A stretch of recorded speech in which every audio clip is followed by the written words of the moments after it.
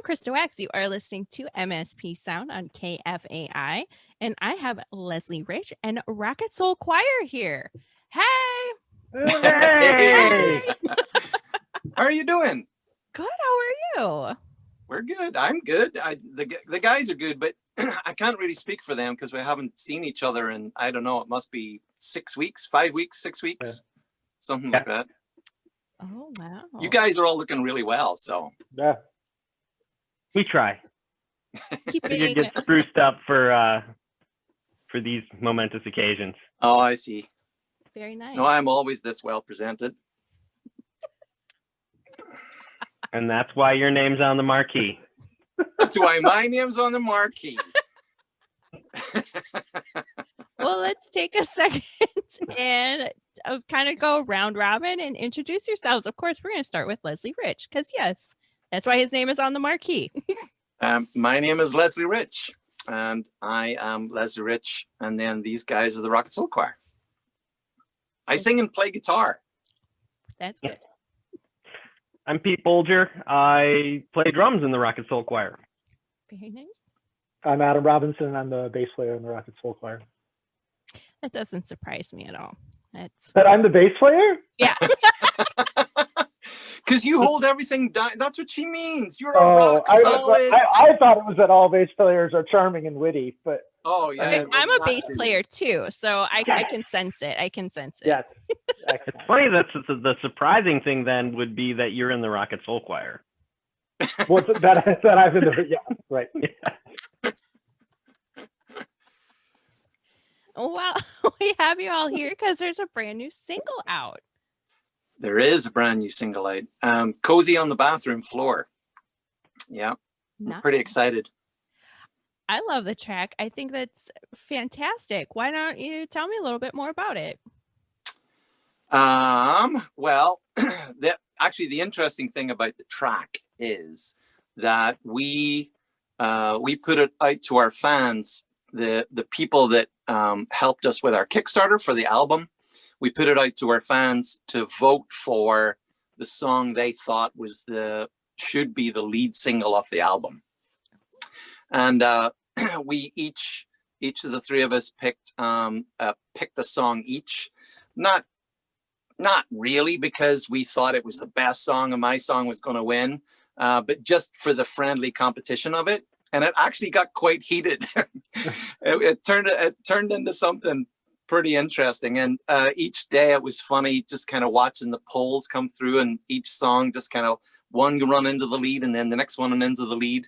And then eventually it became Cozy on the Bathroom Floor. So we're pretty excited. It's an interesting song off the album just because it's a little bit it's got a little bit more of a laid back groove to it, and it's not just kind of out of the gates like a rocket. It's something a little bit more gentle. So I'm pleased with the result. I was pleased that was the song they picked because that was definitely in my top 3. So yeah, and that was the nice thing about that contest. It really kind of showed us that there's a lot of everybody has kind of their different favorite song from the record, which means a lot of it's pretty strong, and it makes us feel good that it's not just one song that people are connecting with. Yeah, but I think we were all kind of in agreement right from the beginning that, like, I feel like that Cozy was the strong one going in, and it just kind of felt kind of like validating that our fans kind of coalesced around it and like kind of like dug it as well. I mean, there was voting for all the songs. I was really worried for a while that I was going to get shut out, but like people voted for my song too, and it ended up being like a really good thing that like I think our fans really kind of coalesced around the strongest single to kick off the album. I remember when Les brought the song to me and Pete. Les usually like comes to us with kind of the chords and lyrics, and largely Pete and I do some arranging to the song and kind of building on it. And right, even from the very beginning, it was like a fun song to play. It like has a great groove to it. It like really kind of like propelled along. Then we go out and play it live when we were, in rehearsals for getting ready to do the album, and we're playing it live. And it just like always kind of just stuck in my mind as like this song grooves in a really good way. So I think it's a good it lines up really well with what I think we wanted to do with the album. Yeah, I agree. I like that. So was this recorded and kind of put together? Of course, I mean, I would love to think COVID doesn't exist in my world here, but unfortunately it is our reality. But was this put together during that time or before? Or I guess I'm trying to figure out the timeline. No, actually we started this last October. We started in October, and we took three weekends at Sparta Records up in Sparta, Minnesota. Sparta Sound, that's what it's called. And recorded the album, recorded 12 songs. And it was finished, the recording part and the mixing part was all finished at about January, February time. And then we got it mastered pretty much straight away. And we had shows lined up. We had the Kickstarter planned. It was going to launch at a certain time. At the end of it, we were going to have a wrap-up party. We had some shows lined up. Actually, the wrap-up party, we had a show lined up with a band out of Kansas called the Pedal Jets, which are a really cool rock band from there. And that was going to be a big party and a big rock and roll night. And then we had a launch date already decided. We were going to launch it at the beginning of June. And we had another big show lined up at the Hook and Ladder with Rich Mattson and the North Stars. Rich is who helped us record the album. And then Tim Casey and the Martyrs. So it was going to be like a night of really proper rock and roll. So COVID then showed up, of course, in March, and we were left kind of not really knowing what to do, because, you know, for those first few months, I think everybody was in the same boat. I mean, is it a big deal? Is it not a big deal? We don't know all of the facts correctly. Is it going to be gone by the summer? Is it going to be here for 5 years? Is it the worst thing on the entire planet? Is it an okay thing? No one knew. So we weren't making plans because we were just kind of waiting to see what was happening. And then I think did we start talking about it again in June or July? Mm-hmm. And we thought, yeah, you know, it looks like this isn't going to go away too quickly. And even though there aren't live shows, we should figure out a way to be engaged with our fans, to get the album out there and start moving with it. If anything, for our own sanity, because definitely this band, we love playing live. Playing live is just, I mean, there isn't a musician on the planet probably that wouldn't agree, but I mean, playing live is the point. It's that immediate reaction with your fans. You put something out there, they feed back on you, and it's a big, happy rock and roll mess. And so that's what we love. So we really kind of needed to do something that kind of helped replace that. You know, we just mentioned before we came on that we haven't seen each other in about 5 weeks, I think it is. But before then, there's only so much that you can do just sitting in a little box room practicing the same songs over and over. And so we needed to do something. So we decided we'll do the Kickstarter. We'll launch the Kickstarter, and we'll get the album out there and just kind of see what people think of it, and we'll move on from there. So I do remember a moment right when COVID was starting to hit in March, where we're like, well, maybe we'll just delay everything 1 week, right? Yeah. Yeah, like 7 months later, and we're like, yeah, it went from a week to 7 months or 8 months, but I mean, obviously it was the right thing to do, and we tried, you know, doing the rehearsals with masks on and that kind of stuff, and just wasn't conducive to kind of like keeping stuff out, you know, keeping the music moving forward. But I feel like we're pretty close to getting ready to start being serious about the next record already, which is like, that's a good feeling too, you know? Mm-hmm. Mm-hmm. What a tough time. I mean, it's just, thanks for putting out brand new music during this time. it's us and Taylor Swift, I feel like is Yeah, you were right up there, totally. Yeah. leading the way, you know. yeah. Trailblazers with Taylor Swift. I love it. Yes. But yeah, I appreciate the new music at this time because that's, that I mean, show aside, I love new music. And so as a music fan, you kind of also wondering, everything's on hold. Like my weekends and weeknights consist of going to live shows and, doing all that. So it's also, I feel a little stalled out as well. So, and I can't imagine how all you feel, just wanting to perform live. Of course, that's what you do. I miss the experience of like playing live shows and meeting other bands and like chatting with other musicians. And Les and Pete both have just such great networks in the cities. And, we're lucky to share bills with really nice folks. And that's a huge part of the social music scene in the Twin Cities is like getting to see your colleagues play and then going out and seeing them play shows on nights you're not playing. So it's tough right now. Yeah. Yeah. Not only do we not get our day or two a week where we get to hang out, we don't see anybody and hear any new music or live music and have that visceral experience at all. And it's been tough, man. There's been some COVID blues going around. Yeah. I know. I was fortunate to see a couple bands in October outside, socially distant. But even talking to them after, like, this is the last show of the year. And I thought, oh, no. Yeah, Minnesota, you don't want to book something for November outdoors. Right? You never know. Could be 70 or 20. Yeah, exactly.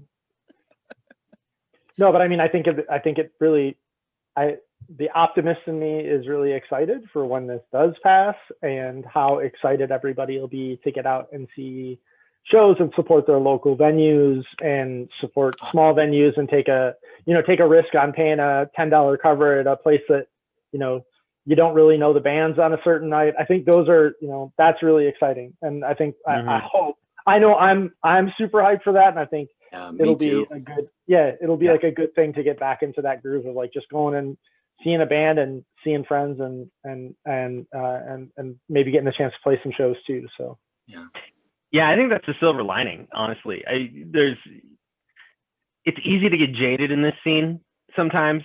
And I think this is showing us, you don't know what you got till it's gone, basically. Absolutely. So I'm going to definitely redouble my commitments to actually going to see shows that I'm not playing. Right. Because that was always kind of a hurdle sometimes. For sure. Yeah, I think we'll be so much more appreciative of the little things. Yeah. Hugging someone, being without a mask on. I'm gonna hug you, Pete. Next time we can, I'm gonna hug you. You can't even stop me. Oh darn! Oh darn! I'm also really, and as I don't want to get ahead of ourselves, but like we did start some process around thinking about next songs and stuff, and we had some ideas about how these songs would develop in if we were playing like live streaming shows and that kind of stuff. Like, so I'm really interested to see both how our band develops as through this time and like what we'll be doing and what we're bringing. I'm playing a lot of piano right now, so like there might be more piano on future stuff. And I think there's also, I'm really excited to see what the new songs could sound like with all of us kind of like working on them independently, right? Like kind of our process, less writing something, coming to us with a pretty concrete idea, Pete working on it and doing some arranging work and doing so, and me coming crashing in at the last moment. I'd be like, oh yeah, I practiced this. Oh yeah, I know this one. Everything's got to change. Yeah, exactly. So but I think that'll be a really interesting thing too, is to see like how these songs change, because we haven't played them all together, since. We played the one little live stream show, or not little live stream show. We played a really nice live stream show at Cadence Records. Yeah.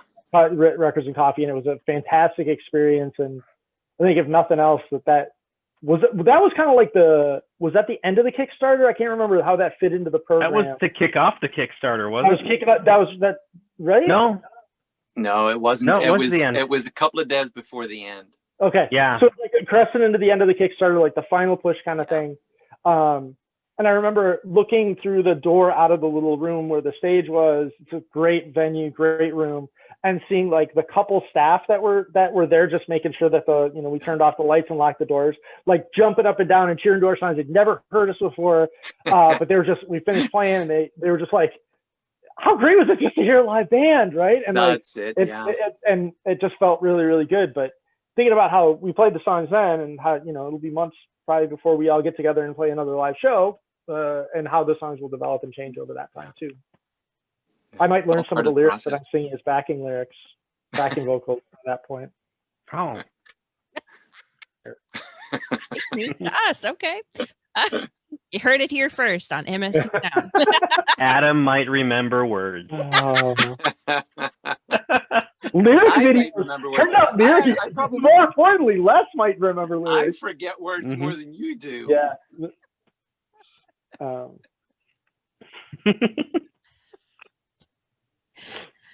Yeah, I mean, how was that? I mean, aside from no audience, but a couple excited people at Cadence, how was it even just playing that show?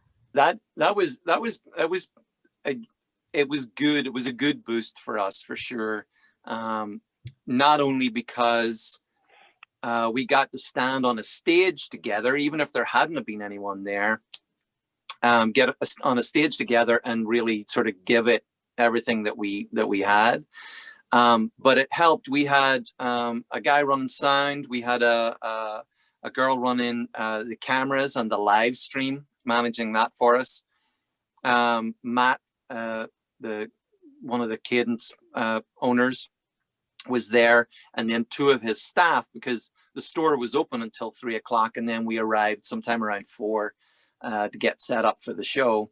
And just having even that small amount of people that were into it, so we were giving effort and really kind of plan it up, but to hear even just one person just yell and scream and really love the song, I mean, that energized us, which hopefully translated then for the audience that were on the other side of the camera watching it live on it was on YouTube, isn't that right? I can't remember now. It was streamed to YouTube. Streamed to YouTube. So I mean, and that was evident then when we were finished, because obviously playing a full stage show like we did, and that was the whole point. We weren't trying to do something that was sort of gentle and acoustic and small. We were trying to do something that was the full show. And so we weren't able to interact with people then during the show, but to be able to kind of go back afterwards and see the comments and the interaction of people even just talking to each other, and then obviously talking, yelling at us and clapping and all of the appropriate emojis is what they were given. Yeah. I mean that was very energizing for us. It really was. I mean, it doesn't replace a packed back room of the Eagles Club, but it's pretty close. It's getting there anyway. So. Yeah, it was interesting. The two staff members from Cadence who were just going nuts for the live music, we were being mixed for the stream, so they couldn't even hear the vocals. And they were still just like jumping around and dancing and hooting and hollering in between songs. It was really nice. But it was also just kind of a sign that they're like, we haven't seen a live band in 2 months, and this is just great. I would have done the same thing too. Yeah. Yep. So working on brand new songs, and you're talking about working independently. How is it that you in the past have worked on songs together? Do you all are you in a room together normally? What are normal times? We are. I know. We remember that far back. Yeah. We have a rehearsal space, and then we get together at least once a week, and kind of just play through songs. Sometimes we'd try something new. We'd just kind of see where the flow took us. We'd try something old. we try covers. We just kind of plan together, just really, I mean, that's just part of the process. We're just kind of getting stuck in. We get stuck into things that we know and get stuck into things that we don't know, and see where it takes us. So up until about 5 weeks ago, well, we kind of didn't see each other for a little while at the beginning of COVID, but then eventually we tried to figure out a way that we could get in a room together and play, and we kind of figured out a nice safe way. I have a pop shield on my microphone so that I'm not spraying all over the room, and there's decent ventilation in there, and everybody's wearing masks. And so we tried that for a little while. When the numbers started to rise again just recently, we decided maybe we should just kind of hold off until it's starting to look a little bit more even keeled. So I don't know when we'll get back in a room together, but we did just a week or so ago start talking about some of these new songs, just to kind of keep the muscles kind of going, you know, of kind of creating and playing music. We decided, well, we should just try each of us in our own homes to kind of start building these songs, start kind of doing pre-production on the new thing, hopefully just to kind of keep us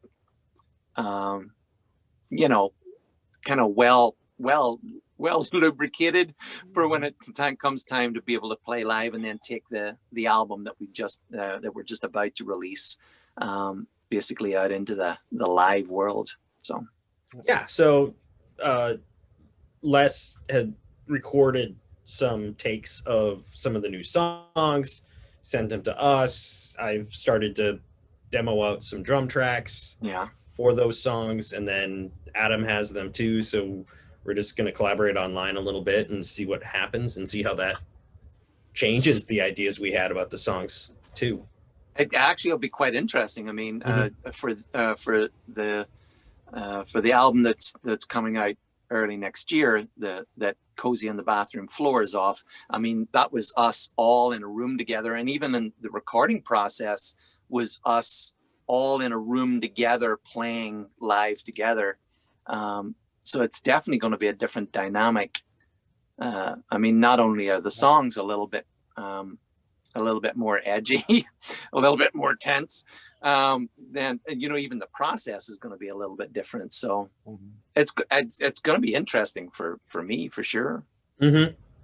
Yeah, I mean, we've always kind of had you record your bass ideas for the songs and send them to us, usually a voice note or something like this, but this is the first time we've actually kind of are all going to sit down and just demo out our parts separately to see what happens. Yeah. Actually, I'm very interested in hearing with the upcoming release and then what comes after, just because I'm a nerd and I like to compare and contrast. And this clearly was written during COVID. Yeah. Feel the isolation. Yeah. Oh, I think the songs, there's definitely some of that. I think we have been able to sit in the room together and work out a couple of them so far. One in particular that's kind of a barn burner. So that should be really fun to see how that comes along. Yeah. And I remember when, so I'm the newest member of the band, and joined, I think it's 2 years ago now, right? Yeah. I think so. Yeah. 2 years ago now. And I remember they were just coming off releasing an EP at that point. And I learned a bunch of those songs like from the record, right? And learned another bass player, Jay's parts. And he, the bass player that I took over for, and just like, he wrote great parts for those albums. And I learned them like note for note, right? Like, and learned how to play those parts. But the process of writing Butcher Boy, the new soon to be released album, the process of writing Butcher Boy was really, it was kind of ideal, right? We got to workshop these songs and like woodshed them together and like practice them over and over again and get locked in on grooves. And walking into the studio, I felt like super confident that I knew these songs inside and out. And I think whatever comes after this, you know, however music is made after this, I think one of the things that anybody will have access to, or any musician is going to be thinking about, is like, how am I doing this on my own versus how am I like working a song with my crew? And that's one of the things. I'll be honest, like I really love the process of rehearsing and writing and arranging and then recording Butcher Boy. And I want to get back to that as quickly as possible. But I do think like, you know, the constant text stream that we have going and the like the emails back and forth of different ideas about songs, I think that's like a new way of collaborating with your colleagues and your band members. And I've been really lucky that like I'm in other projects that have shut down, right? Like I'm in other bands that aren't doing anything right now. Same here. And and it feels good to have the creative outlet, to have the, you know, the friendships that we all pretend like we have, the three of us pretend like we have each other, are important, but like the creative outlet is really, really valuable. And I think that's just a special thing about this time and working with music right now.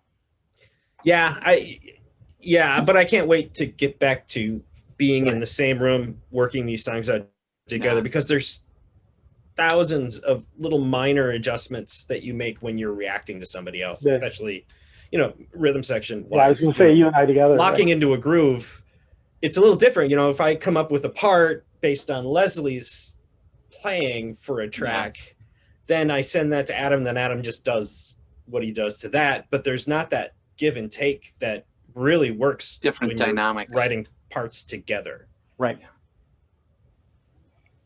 Yeah, true. But it gives me much more power. Unlimited power. Yes. Adam, this is what I'm playing. Deal. Every bass player's dream. Yeah. Yeah.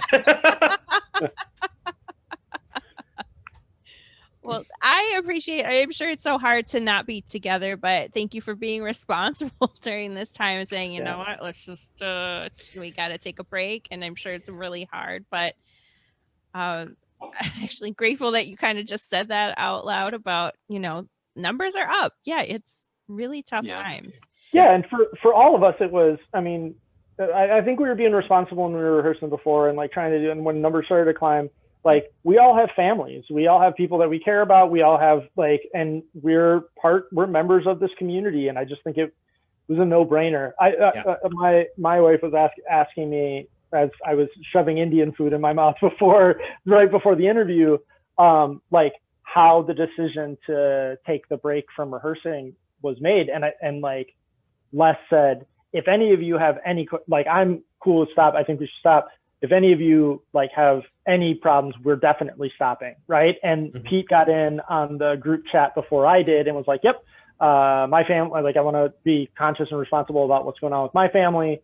And it showed that we were all on the same page. And I think that like, it just needed to happen. And I hope other bands are making the same decision too, because I just really want people to be safe right now. Mm-hmm. As much as I want to see well-rehearsed, like slick rock and roll, I also, you know, want there to be rock and rollers to go see. Or we want all of the other bands to be sick, and then First Avenue reopen, and there be no other bands available, and we go, well, we might be available. We've been responsible. Yeah, exactly. I like that. That's dark. Leslie, that is dark.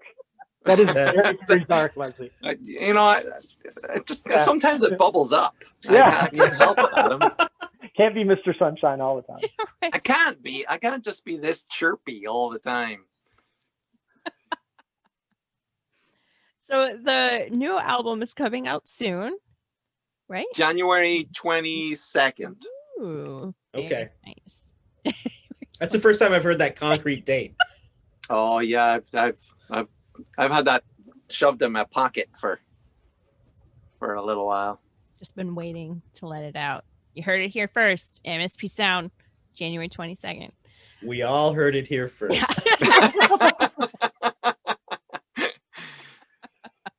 Well, that's exciting. And I really like that, along with your Kickstarter, that you really had your fans involved. I'm sure that was really exciting for them to help pick out the first single. You know, it sounded a little heated, but how fun to, include them in on this. I'm sure that it's just as much fun for them to be like, "Ooh, we get to help them figure out stuff." And it's COVID, of course. We have time. Or I'm speaking for myself.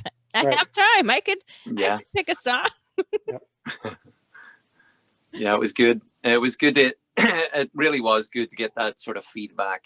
And then, we had already had our favorites from the record, and it was just kind of good, definitely reinforcing to kind of see that our fans were thinking along the same lines. All except our friend MJ, who continually just picked left field things. But other than that one guy, I get where he's coming from, more or on less that. the same. Oh. Yeah. But There's always one. yeah, no, I think again back to the point. It's just like it seems like everybody that's heard the whole record has their own kind of set of favorites, and it's not just a universal like, well, there's the single, which is good news to us. Yeah. So and like we said early on, Cozy, we're really happy that Cozy was the one that came out top. To be fair, we were the only ones that knew the results of the surveys and the voting. Oh. But so we could have called it anything that we wanted, but it was really good. It was good to kind of go, actually, that's probably, if we were going to cheat, that's probably what we would have cheated with. So it turned out good. Yeah. The one that was my pick. I was just gonna say, like, we should name that is the one that Pete picked. You know what, Pete? You were behind. There were some days that you were really behind. Okay. Oh yeah. And my song was actually out in the lead. It was. I just want to name that I never actually saw the vote totals, and in this environment. Well, they were Adam, they were little. You do recall stuck to the wall. last day there was this massive dump of vote results that came in for your song. I did an absolute last minute plea to my Listen, friend. the votes were independently verified by my wife. All right. And they've already been certified, so I mean there's just nothing else. Then I'm good.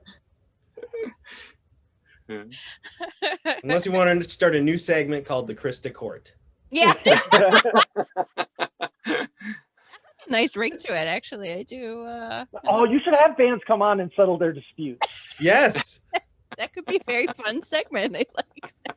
We should go first. We have several. Yeah. Week 1, week 2, week 3. Week 1, Adam versus Pete. Week 2, Adam versus Pete again. Week.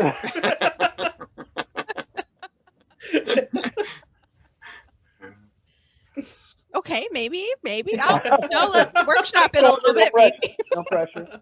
Some little cogs going. Yeah. Yeah. Well, thank you so much for joining me. I really appreciate it. Congrats on the new single, Cozy on the Bathroom Floor. You can find it streaming everywhere, I'm assuming, and everywhere that you like to stream or download music, it should be there. Okay, great. And the brand new album coming out January 22nd. January 22nd. Yes. Something to look for. January is always a tough month for me, so brand new music, like a full album, love it. Oh, there it is. That's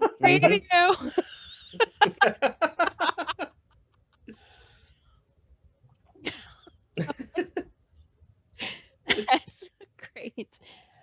Thanks so much for joining me. And yeah, check out the single Cozy on the Bathroom Floor video with the lyrics. That's right. There's a lyric video for it as well on YouTube. Yeah. And yeah, look for the brand new album in January. Thank you. Thanks, Krista. This is Thank really you so fun. much.